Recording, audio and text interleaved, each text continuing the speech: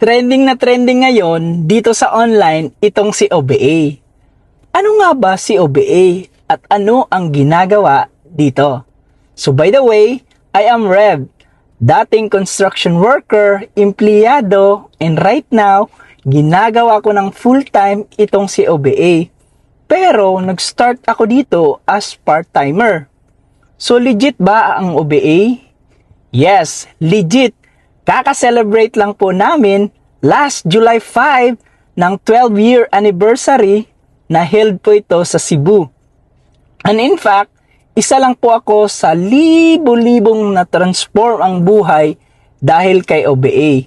So by the way, itong si OBA is an online business academy. Nagtuturo po sa maraming Pilipino kung paanong gawing pagkakitaan yung social media accounts mo. So paano makastart dito sa OBA? Kailangan mo lang ay cellphone at laptop. Di baling luma, basta't nagagamit.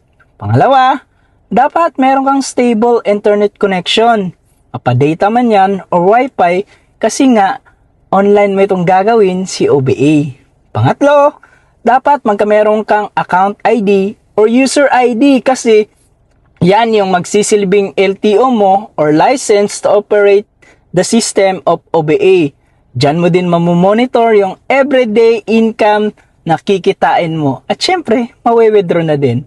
Kung isa kang OFW, empleyado, senior citizen, housewife, pwede mo itong subukan si OBA. Sabi nga sa kasabihan, mas mabuti pang sumubok kaysa hindi.